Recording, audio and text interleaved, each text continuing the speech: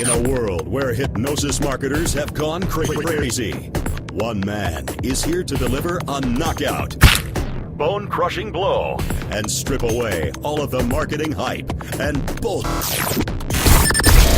And now you're in on the best-kept secret in the field. You're listening to the Hypnosis Product Reviews Podcast, leaving only cold hard facts, point blank.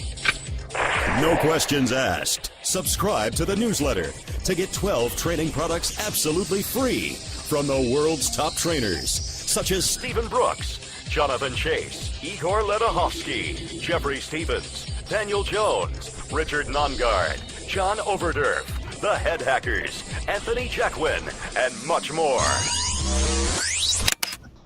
Aloha, folks. It's Antonio with HypnosisProductReviews.com. Today I have my friend and colleague William Mitchell on the podcast to talk about himself and a conference he has coming up in May. Let's see if we get your face up there. Hey, how's it going, buddy?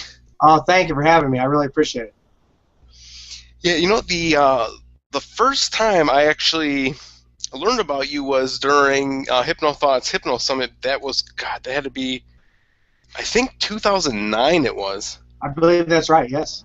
2009, and I know that was a huge undertaking for Scott and for Scott Sandlins. I know he did. I helped him on the back end that was a lot of work just for the small snippet I did. I think I even worked on your bio, working on everybody's bio, and that was, I know for the small bit of work I did that was overwhelming. I'm sure Scott, they pulled it off amazingly well. Uh-huh. And then we got the HypnoThoughts Live, almost 3 years ago, and the first time I met you was the first one, which was an awesome experience, meeting you and everybody else. Oh, it was a wonderful event, and that's a great conference they have, really great. Now, if you don't mind me asking, I know you talked to me briefly before about how you got started. How did you get started in hypnosis and hypnotherapy? Oh, it's really kind of a fun story. I tell it often at these conferences. My original training is I'm an ordained minister, and I did the usual college and seminary and did graduate work beyond that. And I always did a lot of speaking outside the church on psychological topics. And I literally was flying back from New Jersey to San Antonio, Texas, where I had a large church there. And in the back of USA Today on the plane, there was an ad saying looking for professional speakers and 800 number. So I called them, and they said, hey, we do weight loss seminars, and we use hypnosis. And I said, well, I don't know, that's interesting. And they said, well, let us send you a video. So they sent a video of their weight loss seminar, the part where they talked about what to do to lose weight, and the physiology was fine. So I called a psychologist. I went to my church. We had breakfast. I said, what do you think about hypnosis? He goes, oh, hypnosis is great. He says, I use hypnosis all the time. He says, it's not a cure-all, nothing is, but don't be afraid of hypnosis. So to make a long story short, they liked me. They hired me. And so the guy that came out to train me had me follow him around for about a week, doing these seminars, and then during the day he kind of trained me. And at the end of the week, he said, I think you're ready. Well, I was used to traditional degrees and all that. I said, well, don't you have to be licensed or certified or something? And he made the sign of the cross and said, you are certified. So I went out. That was it. So I went out and started doing these seminars. My first one was in Laredo, Texas, right on the border. I'll never forget. And I'm reading this script, and I look out there, and everybody's just like, boom, they are so deep in hypnosis, they're so hypnotized. And I'm going, wow, this is really amazing.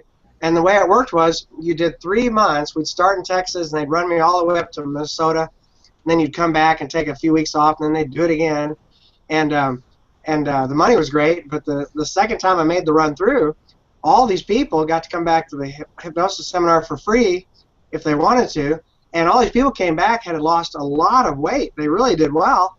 And I went, well, not only is it amazing, it's also very effective. So that's when I decided I had to get more training. So since that time, that was 1997, I just keep taking training after training after training. As a matter of fact, you mentioned a book earlier. One of the people who's been a mentor of mine, Dr. John Edges, is going to be a presenter, one of the keynoters at our conference. But he wrote the book, The Handbook of Hypnotic Phenomenon in Psychotherapy, the use of the handbook of the use of hypnotic phenomenon in psychotherapy. And it's an amazing book, and he's been a good mentor to me, and so he's going to be one of the keynotes there too. So we're going to have a good time. But I got started. I always tell I teach certification now, and I always tell my students the first day of class, I said, you'll know more at the end of this week about hypnosis than I knew for years. No, if you don't mind me interrupting you, what I'm going to do, got my bookshelf about 10 feet away. I'm going to go grab that book. If you have a joke or anything in the meantime, or any hypnotist joke, just fire away. For the people who are old enough, I'll be back in just a second. Their hypnotists are always counting. You've heard that, what is 10, 9, 8, 7, 6, 5, 4? Well, in hypnosis, that's Bo Derek getting older. But you have to be a baby boomer to know who Bo Derek is. But anyway, so that's my one little hypnosis joke. I get asked in the church a lot if I hypnotize my congregation, and I always joke around about that, and everybody talks about the watch. And you've heard the story about the minister who pulls out the watch, and he's going like this, and all of a sudden the chain breaks, the watch hits the ground and breaks into 1,000 pieces, and he said the word crap, and supposedly it took 2 weeks to clean up the sanctuary afterwards. So but I always get these people kidding me about the church and hypnosis. So those are kind of my hypnosis jokes. Oh, I'm gonna have to go back and laugh at the jokes. Yeah, right. I'm going to ask you something about church and hypnosis in a second, but yeah, folks, this book right here, the first experience I had with this, I believe Richard Nongard had told me about actually afterwards, and I saw your talk about the Handbook of Hypnotic Phenomenon. Yes. And I think, God, it was probably, 2 years ago that I was just happening to be flipping through Amazon, or somebody else mentioned I picked it up. I haven't gone through the whole book, but it's an excellent book. Goes from, let's see, it's got dissociation, catalepsy, anesthesia, analgesia, I think the word is. Get the book. Let me give a little pitch for the book. The brilliance of the book is every single chapter is a different hypnotic phenomenon, and every chapter has the same outline. It starts with a description of the phenomenon, like you talked about post-hypnotic suggestion. It describes post-hypnotic suggestion. Then it goes into all the research that has been done on that particular hypnotic phenomenon, which, in like post-hypnotic suggestion, the research is extensive. I'll never forget, I had a college senior, a major in psychology, and he's gone on now and got his master's in counseling, but he came to my certification class, he said, but there's no research on hypnosis. I said, there is lots of research on hypnosis, you just have to know where to look, but this book cites a lot of research. Then the next part is how to induce that hypnotic phenomenon, and then the last part is they give all these examples of how it's actually used in specific transcripts of therapeutic sessions on a wide variety, every single hypnotic phenomenon. So it's really wonderful, and a wonderful book because you have the history, the description, you have all the research, and then also you have how to actually elicit that phenomenon, and then finally actual transcripts of how it's used in this case, psychotherapy, actually. And that's one thing about our conference. Dr. Edge is going to be presenting there, and we'll be giving CEUs to mental health professionals, but the hypnotists can also sit in, and they get a chance to train with some really high-powered licensed people, Richard Nongard and Dr. John Edge. Awesome. Dude, I didn't know, okay, I didn't know Nongard was going to be there, but I definitely didn't know Edgett was going to be there. And was this published by him and his wife? It says John and Janet. Yeah, she's also a psychologist. Yes. Yeah. See, just on the front it says hypnotic dreaming, daydreaming, automatic writing, drawing, association. You guys, what I would suggest people do is get this book in preparation. Yes. For the conference. And John will be there the whole weekend, and so there's a lot of opportunities to meet with him, talk with him, and actually one thing we're going to do that's unique is the first time I gave a presentation at the National Guild of Hypnotists back in 2006, 7 people came running up after the presentation, and they offered to pay me to hypnotize them. They all had different issues, and that has happened every time I've gone to a conference. When I speak, people want me to hypnotize them, and I charge them like $100, nothing big. But it's always been awkward because, like, do we go to my hotel room? Do we go to your hotel room? And I have to tell you one about post-hypnotic suggestion if you remind me, but at one of those conferences. But we have a room set aside with a recliner and all the things you need. And if you like any of the presenters that you hear, you can actually have them do a session with you. You do have to pay them, but that'll be part of the conference. You can actually get live hypnosis private sessions done. Okay, that doesn't happen at too many conferences. I know I wanted to. I think the past 2 years of HypnoThoughts Live, but the problem is that you got so many people and everybody wants to mingle, so that can be hard thing. But if you've got it set up to where you guys are organizing it for people, definitely take advantage. And they can make an appointment. We're also going to do some group hypnosis sessions for people interested in weight loss, because both Keith Hadrill, who is in St. Louis, and he does group sessions all the time, and then I used to do a lot of group sessions. Between the two of us, we're doing 3 different group hypnosis sessions for weight loss, just to give, because we're also opening up to the general public, to give the general public kind of a taste of what it's like, so that they'll actually find a hypnotherapist they can work with. But you want to hear my little story about hypnotizing somebody after a conference? Yeah. I think it was 2010, it might have been 11, but it was right at the end of the NGH conference, and this nurse had gone to my talk, and so she wanted me to hypnotize her, and so I go to her room on Sunday morning and hypnotize her, and she'd lost like 30 pounds, but she had 30 more pounds to go, and she was a great subject. We had a great session, and then that evening when the NGH ended at 5 o'clock, a group had invited me to go to dinner, so I met them in the lobby of the hotel, and she was in the group. I didn't know she'd be there, and so I didn't say anything, she didn't say anything. We went to this Chinese restaurant, we ordered our meals, and the post-hypnotic suggestion I'd given her, one of them was, whenever you eat at a restaurant, as soon as the food is served to you, you'll take your knife and your fork and you'll divide the meal in half, and you'll only eat half. Well, they brought out the food, and she had ordered a big bowl of soup. And she had her knife and her fork, and she was trying to be Moses. She was trying to part the waters, and she's working on it. Everybody's just looking at her, and I'm trying so hard not to laugh. I'm like covering my mouth, trying not to look at her, And finally, about 30 seconds later, she looks up and she goes, "You did this to me, didn't you?" I went, "Well, it works good with solid food." So That's great. I've now changed the suggestion to solid food. I don't say whatever it is, because they might have soup. Only way you could do that.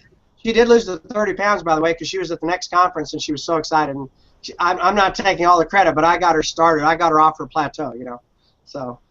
What's funny? I guess the only way you could do that with the soup is if you went to the freezer, threw the soup in there, took it out, chopped it in half, and then, or what would be easier is, actually that's way too much work. What would be easier? Just take a bowl and pour half the soup out. That'd be way easier, more efficient. That'd be easy. But I give that suggestion all the time to my weight loss clients. It works great, and it's a perfect example of, like he says in his book, Dr. Edgett does. It's not like the whole part of hypnosis comes back during the post. That little bitty narrow slice of hypnosis kind of comes back and breaks into the conscious state, and you can kind of see it in their eyes that just for that moment, the little bit of hypnosis has come back. That part of the trance has been reenacted there. And I had one guy. He's kept the weight off to this day. It's been 8 years. But he lost like 40 pounds. He's a business guy here in Springfield, Illinois, where I live. And he invited me to speak at one of his civic club meetings, and I gave a talk, and I mentioned that I'd give that suggestion to him, and all these guys came up afterwards, and they said, "We've been to lunch with him. That is so true."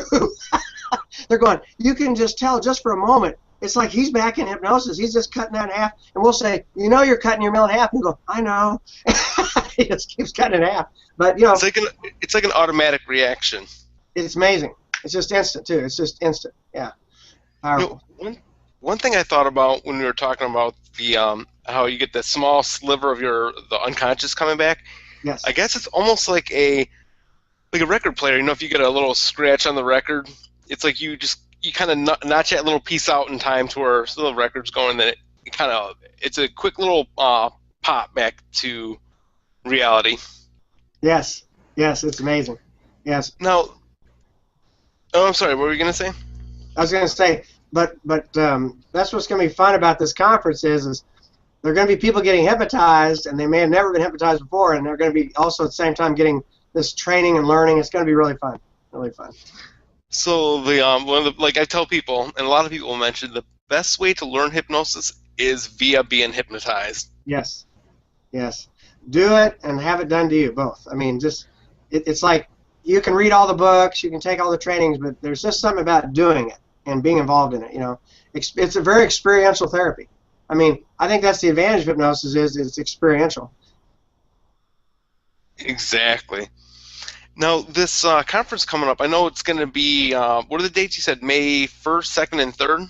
Yes, May 1st, 2nd, 3rd, Friday, Saturday, Sunday. It's going to be in St. Louis, Missouri, and it's very close to the airport, so if you fly in, the hotel has a shuttle bus and all that. We've got an incredible rate at the hotel $69 a night, and it's a very nice hotel. You get breakfast included, and in your conference registration, we include a boxed lunch because we don't want people to leave the conference going off looking for something to eat. We want them to stay right there because we're giving people during the lunchtime, we're giving people a brown bag talk option. In other words, if they want to stay where the food is and just have a nice quiet meal, they can. But we also have some presenters who are doing some really interesting things during the brown bag lunchtime too. And that way the general public, the professional hypnotists, the licensed mental health professionals, they can all mix together during lunch and hear the same thing. Now, we're going to keep them separate, though, during most of the day. The general public will have their classes, the mental health providers will have their classes, and the hypnotists can go to that too. We're also doing a third track for stage hypnotists and street hypnosis, which I know that's going to put off some of the mental health providers, but let's face it, you know, you'll never get rid of stage hypnosis. It's too much fun and there's too much money in it. You know, and the thing about stage hypnosis, that I think it was, you know Saul, was it Saul Rosenberg, I believe? I know him through the Hypnothoughts, and yes. I know he, the one I would love to check his book out. What he's mentioned, and a lot of people have mentioned how the vaudeville and stage hypnosis, if it wasn't for them keeping it going, we probably wouldn't have hypnotherapy. We might, but it wouldn't be nearly as big as it is. I think there's a lot of truth to that, and the stage hypnotists over the years have kept the public interested and have maintained a certain body of knowledge about hypnosis that maybe the traditional therapeutic community loses from time to time, because there have been lots of people doing good academic studies on hypnosis for a long time, but they're a little small corner of the big field of psychotherapy. And the stage hypnotists, you know, well, I'll be honest, in my clinic, I actually do stage hypnosis. I saw a teacher do a stage show back in 1998, and it was clean, it was good, it was funny, and I just got his business card, called him the next day, and said, hey, I can do hypnosis. Could you show me how to do a stage show? I'll pay you $1,000, and I did, and he trained me. We became best friends, and he started throwing me shows, and I did a lot of after proms, and pretty soon corporate parties, et cetera, et cetera. Now I do colleges. But if I do a show within an hour and a half radius of my clinic, I always, if it's an adult show, there's adults there, I always get clients from it. Always, without exception, because when they see the power of hypnosis, they go, hey, I'd like to have some of that. I'd like to have some. They'd like to experience that. They'd like to use that to either lose weight, stop smoking, overcome fears, go on and on and on. And so if it's done in an appropriate way, I think it can be, for example, I stop and give a very short, very brief explanation of what they're going to see with the post-hypnotic suggestions, and I said, that's the most amazing thing. I don't know if you know this, Antonio, there are 500 psychotherapies today, 500. But wow. Hypnotherapy is the only therapy where you can give a suggestion in a session that'll come back automatically after the session, whether it be a day later, a week later, a month later, sometimes even a year later when the right trigger, the right cue occurs. It's just, and that is the most amazing part to me about hypnosis, and I mention that in my stage shows, and so people go, oh, because I'll throw in, you know, like I did a show Saturday night up in Iowa, and great people, great audience, great volunteers. But at one point, you know, we're just having a blast, and I did the good smell, bad smell. You know, their hair smells good, and they're sniffing each other's hair. Then they have a bad smell, and they're holding their noses. And I said, and I turned, and after I put them back just into the sleep state where they're just kind of relaxed, I turned to the audience and I said, now, folks, you've seen this. Is there any doubt I can help you quit smoking? Is there any doubt, you know? I mean, for one thing I do with my smokers, I give them the olfactory hallucination where they're unable to smell cigarette smoke. And that helps tremendously, see. That's brilliant. I've never thought about that. Yeah, because they all have friends or family who are smokers. And so I give them the suggestion that people can blow smoke in their direction, and it has zero temptation, zero effect upon them, zero. You know, one thing that you had me think about was talking about how stage hypnosis has definitely helped the therapeutic, or the hypnotherapy, a therapeutic application of hypnosis. It seems like it can be a double-edged sword. One is when people in the audience, they know you're doing hypnosis, and they think that and we know that you don't actually have control of people. Right. But they actually see it as you have supreme control over these people. So I think automatically they think, okay, they can imagine their problems being taken care of. I think on the other end, being a double-edged sword is they're expecting you to go there and be like, boom, magic. Your Right. problems are solved. I like the expression of the idea that for weight loss and smoking, the client comes in and they expect the hypnosis to be mental liposuction, where they just suck it out of their brain. Yeah.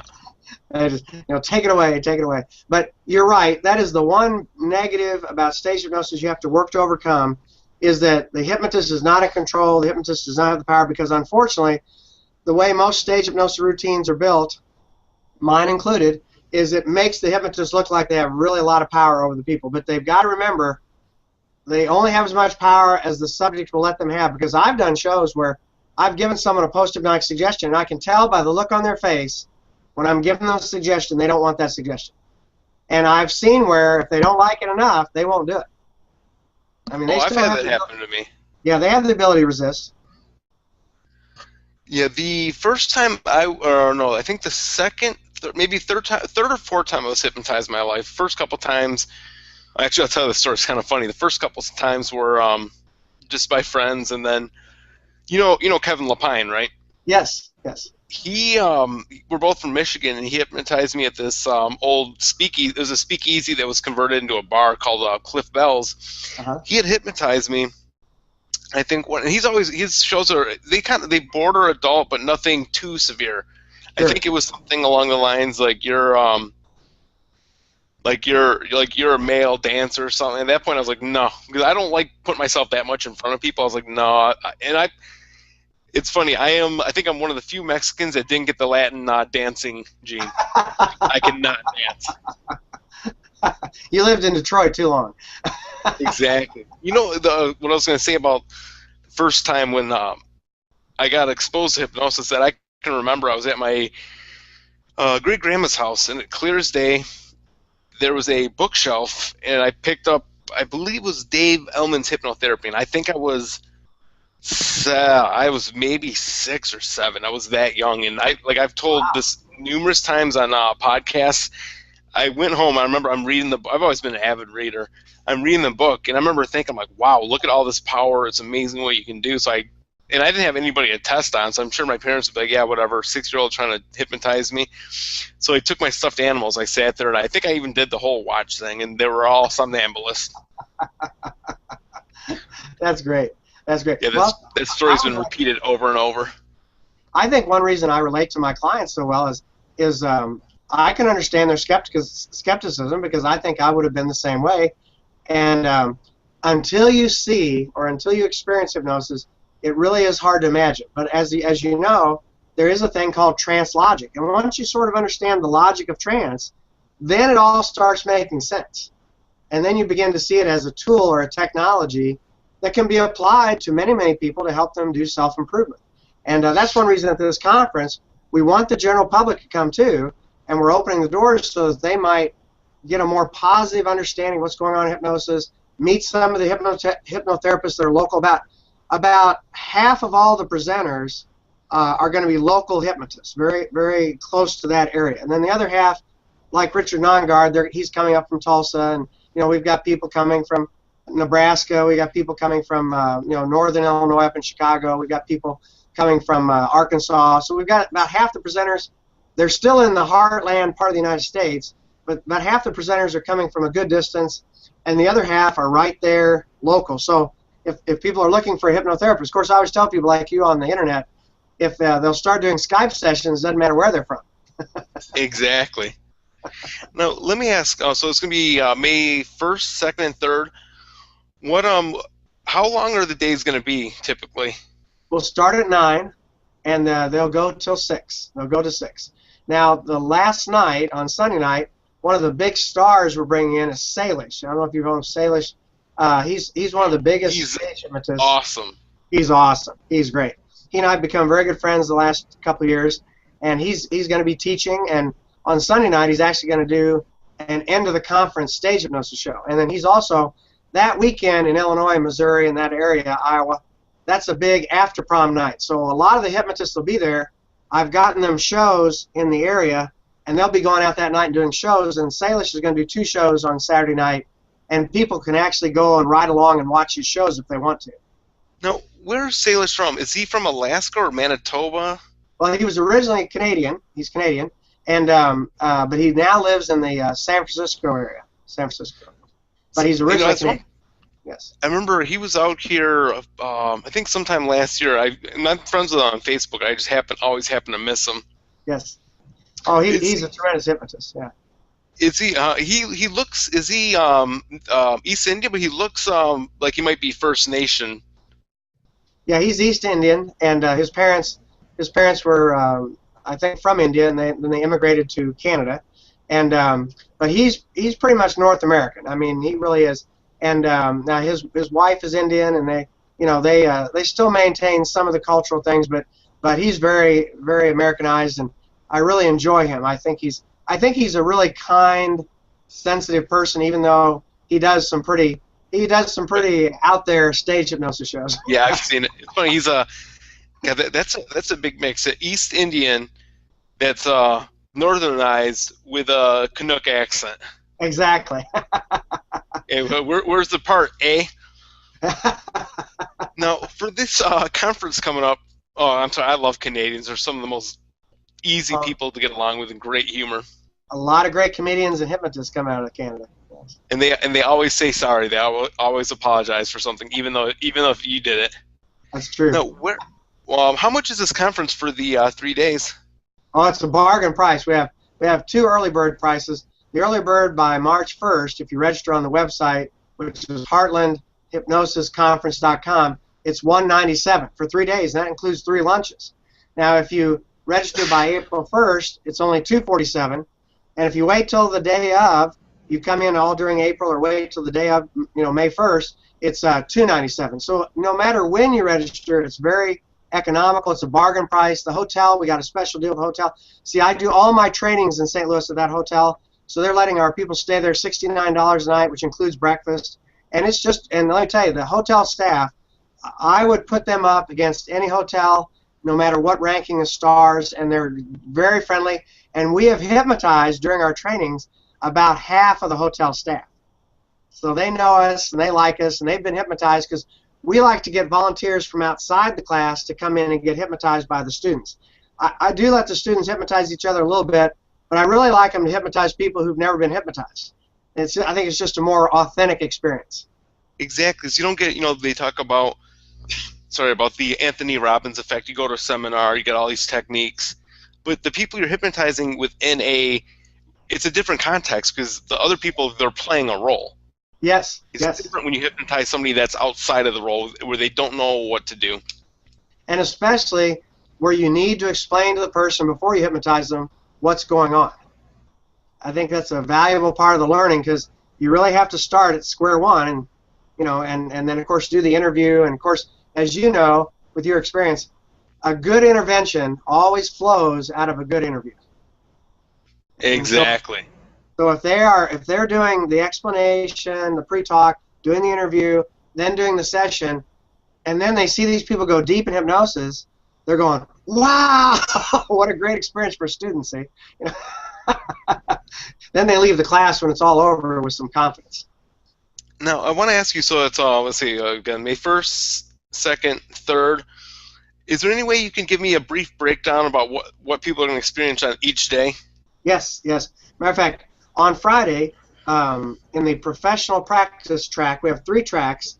The professional practice track, it'll be Dr. Richard Nongard, Dr. John Edgett, and they'll be teaching for 6 hours, basically on skill building, hypnosis, Ericksonian techniques on hypnotic phenomenon, like we talked about, and hypnotic suggestion. And Richard Nongard's great. I mean, he can. I wonder if there's anyone who has more books now on hypnosis than Richard. I don't know. He's got quite a collection. He's prolific. He's on Amazon. He's great. And Richard is a licensed marriage family therapist, very qualified. But Richard and I, we met back in 2006 at the National Guild of Hypnotists convention, and we just hit it off. Richard has a ministry background too. Did you know that? Yeah. I think I remember him saying something about that. Yeah, we just had a lot in common right from the very beginning, and I've just always liked Richard, and I really appreciate his professionalism and he gets right to the point. And so he'll be teaching too, and then later that evening at 4 and at 5, we have a couple other people teaching, and one is one of my former students. He has a master's in counseling now, and he'll be teaching on incorporating cognition and hypnosis into modern-day treatments, which is basically talking about treatments like cognitive behavioral therapy, which, by the way, if you take hypnosis and combine it with cognitive behavioral therapy, it almost doubles the effectiveness of cognitive behavioral therapy. It really adds to the power of cognitive behavioral therapy. And so he'll be talking about that. You know, that brings up a good point. You know how people talk about using NLP, but using NLP within a hypnotic trance, you've got the, how do you call it, the trance logic, it makes it that much more powerful. Oh, and I so agree.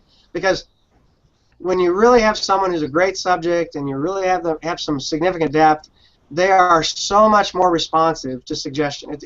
It speeds everything up. Matter of fact, William Kroger, in his book Clinical Applications of Hypnosis in Medicine, Dentistry, and Psychotherapy, he says in the introduction, he says, most psychotherapy looks like hypnosis in slow motion. And I've always loved that quote because it's really true. Hypnosis speeds up the whole process. It just happens faster. It's kind of like I explain hypnosis almost like a magnifying glass. It just takes your experience and magnifies it. It's almost like the glue that can bind everything together. Yes, because it's so experiential, like we talked about. They're really experiencing it. They're not just talking about it. They're feeling it. And as you know, if you experience something in hypnosis, it's like it actually happened. It really feels so real. So if you take someone back in an age regression and do some healing work with them, when they come back, it's like a huge change has occurred. And the same thing with, by the way, we doubled the amount of weight lost after one session in all of our clinics. I had 4 clinics in Illinois at one time. And we simply moved the future progression in the first session. We moved it from the end of the session to right after the induction. And it just immediately doubled because people, the first thing they experienced after the induction was they experienced a future progression where they really felt they were the right size and weight and shape and all that. And then you said, and now you're going to eat vegetables, and now you're going to exercise. And they're going, yes, yes. It's like that NLP yes say, you know. Yep. Because the hypnotic phenomenon of the future progression is so powerful. Now, but at the same time those classes are going on with Richard Nongard and Dr. John Edgett, we're going to have the stage hypnosis classes, and we've got Salish teaching that day. He's going to do the first class he's teaching is do an effective induction for a hypnosis show.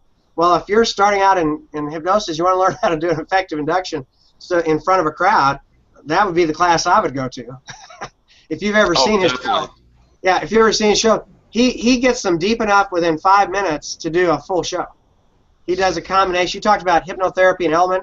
He does a combination of Elman and a couple other techniques, a lot of fractionation, and in 5 minutes, they're deep.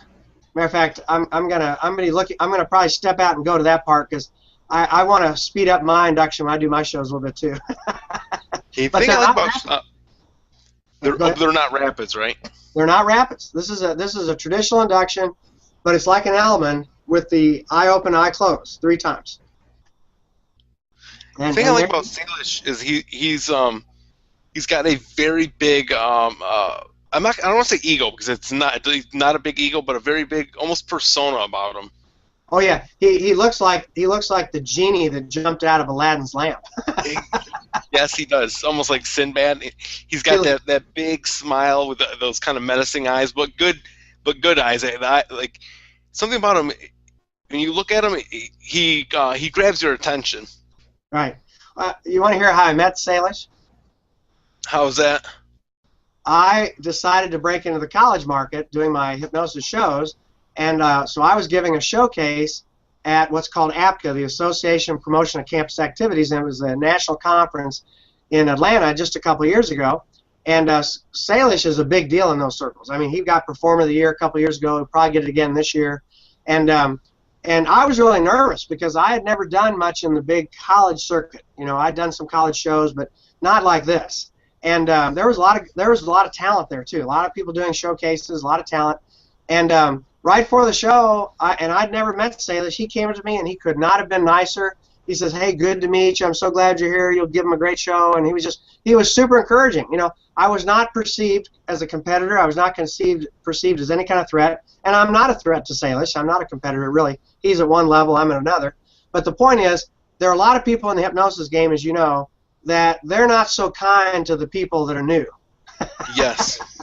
As he was. And the other person was like that was a young guy named Chris Jones, who's quite a phenomenon in the college circuit too.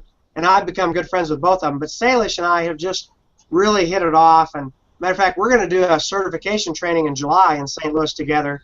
And I've already got an MD signed up. I've already got a couple of nurses signed up. And that'll be July 13 through 19. And that'll be a National Guild of Hypnotists certification class. But Salish is going to teach it with me. And it's going to be a lot of fun. But also, yeah, we've got some really good strong stage classes coming up, and then the third class, all these classes are going to be going on at the same time: professional hypnosis, stage hypnosis, and then hypnosis sessions for the general public. And I'm excited about the general public showing up. I think it'll be great. And matter of fact, I had a clinic until I closed my clinic in St. Louis in September. I had a clinic in St. Louis, and I'm going to email all of my past clients and really, make it attractive for them to come. And so, because I hope that they'll come and experience hypnosis, because how it is. Once they get the bug, they'll want to get trained. Exactly. I think and you're probably going to agree with this, how a lot of people get into hypnotherapy is they might be depressed, they might have personal issues, they learn a couple techniques. Like, wow, I remember I used fast phobia cure on myself. I got rid of my fear of snakes. It's funny to say that it took me a long time. It took me half an hour, which is still not that much time. I remember we were in phobia work. If you help someone in 5 sessions, that'd be fast. Exactly. I remember we were driving. I've got a really vivid imagination. But I remember my sister we're in Detroit. She was at Detroit. We're at Belle Isle. It's kind of a lot of people go for picnics. We drove from there to a bar she worked at, and I remember I did the session, and then I didn't test they always say, in NLP, tote, test, operate, test, exit, I believe. Uh-huh. I didn't test the work I had done until I was hanging out at a friend's house. We're having a couple beers, and he had a python. And I asked him, like, hey, do you mind if I grab your snake? And he's like, yeah, go ahead. And I remember I picked the snake up, and I started laughing hysterically. Almost really? Because I was just laughing hysterically, almost like I've gone bonkers. You see somebody that's laughing hysterically, you're like, wow, has he lost his mind? My friend looked at me. He was worried for his snake. He's like, you're not going to hurt my snake, are you? I'm like, no, I just haven't held a snake in 27 years. Yeah, but yeah, no snakes were harmed in the making this podcast or that memory. That's good. But that just shows how hypnosis speeds everything up. In a psychotherapy situation, that would take session after session after session. You know what I mean? That's amazing. That's an amazing story. We've got several big stars that are going to be at the Heartland Hypnosis Conference, but here's what I want to tell people. There are some people who are going to be stars that are going to be there. And I know them, and I've heard them speak, and for some of them it's going to be the first time at a conference they've ever spoken, but they're going to be something. I mean, we've got a lady named Michelle Madison, and she's not a total newbie to hypnosis at all, but she hasn't done a lot of presenting, but she has a whole program where she uses hypnosis and NLP training to work with hairdressers on how to improve their business. And it's fascinating. It's fascinating. It's kind of conversational hypnosis, and it's all about how to make the person feel comfortable and then how to kind of upsell them toward better and better products and things. And the name of hers is the Hypnotic Business of Beauty and Niche Markets. And really, everything she's teaching, you could take out of the beauty industry and you could apply it to almost any other business, because it's basically sales. But it's sales in a way that's ethical. It's not manipulative, but it is persuasive in a positive way.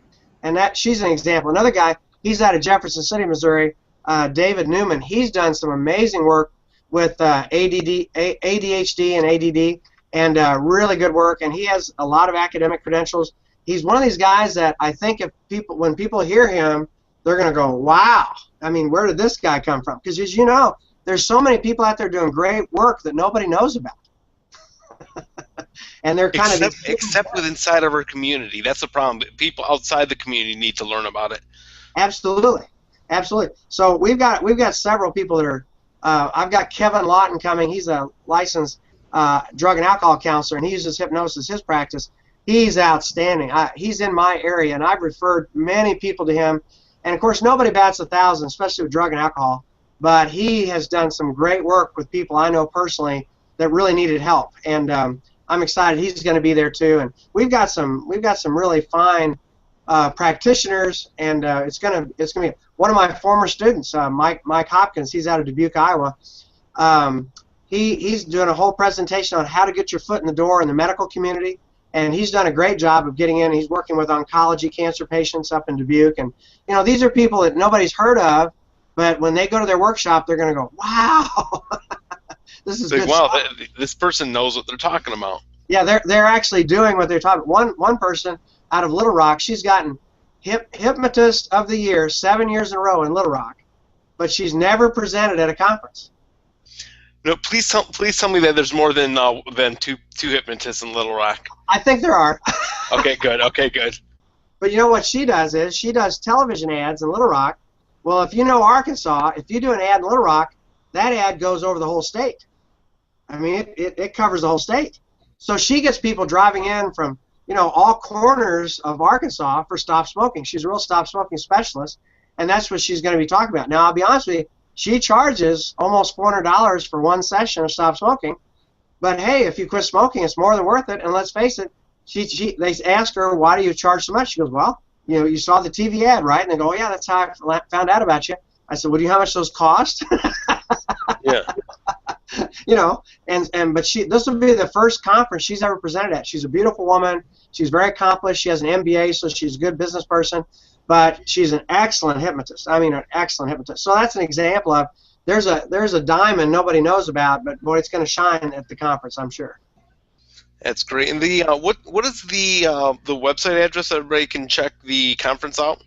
Oh, thank you. It's Heartland, like heart and land, hypnosisconference.com, and I know it's a mouthful, but that way people can remember. Just think middle of the country, Heartland, Hypnosis Conference, and it's being sponsored by William Mitchell Events. I have a company where we put on events, and so if you also pull up William Mitchell Events, William Mitchell and then .events, that'll come up too. It'll come up that way too.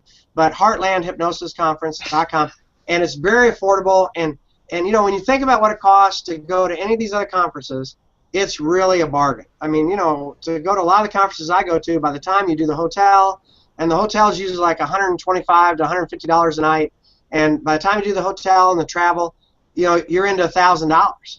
You're into $1,000. Yep. And not to mention the money you didn't make while you were away. I was going to say, everybody that's watching this podcast out of my, say maybe 500,000 viewers, I wish, if you look above this video or below this video, if you're on my blog post, hypnosisproductreviews.com, you'll see a link. It'll say Heartland Hypnosis Conference. Yeah, heartlandhypnosisconference.com, there above or below. And for anybody that is, I guess, on the fence about signing up, how can they ask you some questions? Is there a phone number or an email they can get a hold of you with? Absolutely. This number will work in every state except New Jersey, because there's some company in New Jersey that is one digit different, and I got so many calls for this company I had to block New Jersey. But it's 800-662-3040, 800-662-3040, and you're welcome to call. You can also email me at hypnosisclinic. This is the long email, but hypnosisclinic@sbcglobal.net. Now that tells you I've been in business for a while, because SBC is Southwestern Bell Company, and they don't even exist anymore. I still have the email. It's been around for quite a while. Been around for a while. I've been in business for a while. So, and that's one thing I tell people I train. They always say, why should we train with you? I said, well, because some people train, some people do, and I actually do it, and I've actually made a living doing it, and I can show you how to make a living doing it, because it doesn't go any good to be able to help a lot of people if you can't stay in business. Yeah. It's just like your podcast. People have to realize there's a value there, and there needs to be some compensation there too. Oh, yeah, I like your idea. So everybody that likes this podcast start throwing me checks. Yeah, donations. You know what's funny about with you being a pastor? Yes. I guess not funny, but with you being a pastor, you know, there's a lot of people in the healing arts that say, "I'm doing God's work. I shouldn't charge money." I'm sorry, God would want you to be able to pay for everything. Well, You can't help anybody if you don't make money. That's a great point, Antonio. And even the Apostle Paul dealt with this in the New Testament. He basically said the worker is due his pay, meaning the ministers, the people who are serving the church, and the church has always understood that, you know, there are some healers, there are some leaders, there are some pastors that they have set aside this time that they normally would make a living to do the Lord's work, and so they need to be compensated. And the same is true for hypnotists. You know, there's a lot of things you could do. There's a lot of things I can do other than hypnosis, but if you want us to help you with hypnosis, we've got to be able to make a living at it. Exactly. And keep in mind, folks, the conference early bird is before March 1st, you said, right? Yes. $197 is not bad at all. Like think about it. Let's see, if you've spent more than $1,000 in the past year, this conference is going to be worth at least $600 to you. At least $600, and it's only $197. It's a steal right there. Most trainings I go to where one person is teaching for one day is more than the $197. Easily. Know, almost all the one-on-one, the trainings where you'll have 30, 40, 50 people in the room, it's more than $197. So we want this to be a conference that brings people together, especially in the heartland, and people can come from anywhere. We don't care where you come from, but we want this to be a conference where, you know, money's not the reason you can't come. We want this to be affordable. You know, we're not trying to make a lot of money on it by that, you know, obviously. And the truth is, I probably won't make money this year. We'll probably lose money, which they did the Hypnothoughts Live the first year too. They lost money. That's pretty normal. And so, but we want it to be close to break even. But at the same time, if you invest in your education, whenever I go to a conference, if I get one or two things I can take back to my practice, I feel like it was well worth it. Well worth it. Not to mention the friendships and the connections you make is just like, you know, when we've met and these other people like Salish, and you start talking about how you meet these people, those relationships, think how much good information. For example, Richard Nongard, I met him at NGH in 2006. I can't tell you how many times I've just picked up the phone, called him. One time he answered my phone call to ask a question. He was in the Philippines, and he took my call. Yeah. Just giving free, valuable information from one colleague to another, you know, one peer to another. And that kind of spirit is really what makes these conferences such a joy to go to. You know, this is not going to be the conference where, you know, I'm better than you and my technique's better than yours. And this is the kind of conference where we're there to share and have some collegial relationships and really build up the whole profession of hypnotism. And I think it is a profession, just like I'm in the ministry, which we think is a profession too. And there are professional standards, and everything that will be done there will be done in a very professional way, I promise you. Great. So everybody watching this podcast, let's see. I'm recording this. It's February, 24th, I think? Yes, sir. Wow, is it already? Wow, this month has flown by. Yes. It's February 24th, so by the time you see it, it's probably going to be the 25th, maybe? Yes. You only have a couple days left until the price cranks back up, so get signed up for it as soon as you can. Heartland Hypnosis Conference above or below. Yes. And hey, we'll have to have you come. We'll have to have you come in the future. One of the future conferences, do a presentation too. That'd be great. Oh, I would love to, but I don't know if I'll be able to wear my Aloha wear with a freezing cold weather.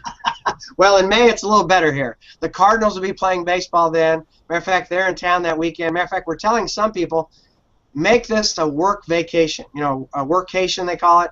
Bring your family. They have one of the best zoos in the country, and it's free. There's no admission cost. We have one of the best parks in the country. Matter of fact, Forest Park in St. Louis is 3 times the size of Central Park in New York City, and it's an amazing place. Yeah, it's 3 times the size of Central Park. It's wonderful. It's a beautiful place. We have one of the best art museums in the country. And we have lots of great things in St. Louis. It's really a gem there in the central part of the United States.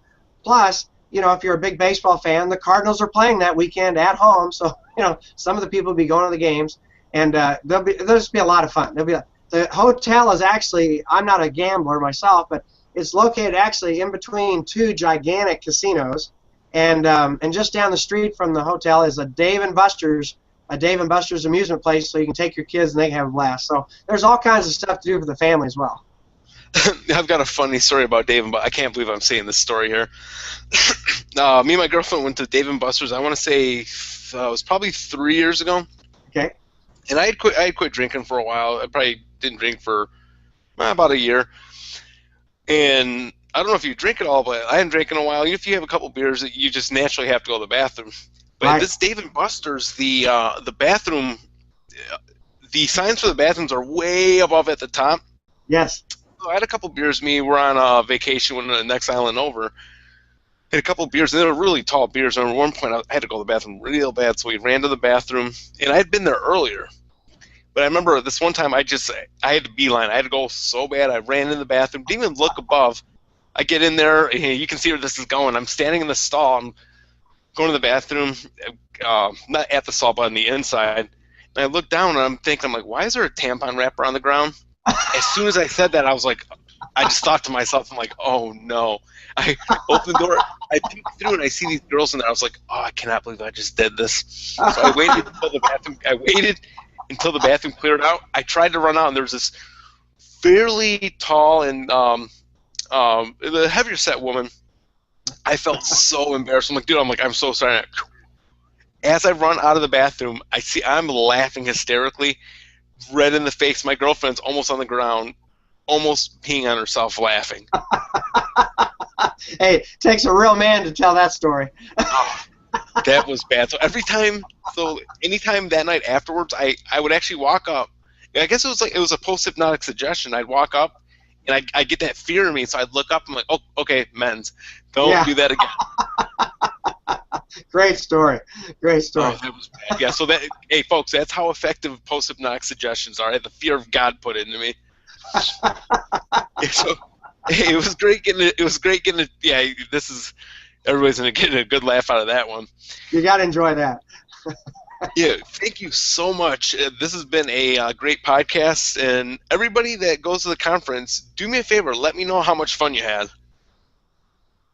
Oh, thank you for having me as a guest and helping me get the word out about this fun conference. And we're hoping to be an annual event, but this is our first year, and it's an exciting year.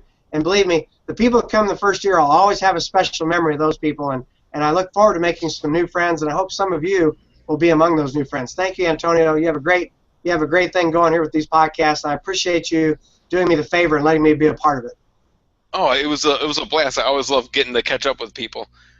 Everybody, Sign up, and we will talk to you guys soon. Aloha.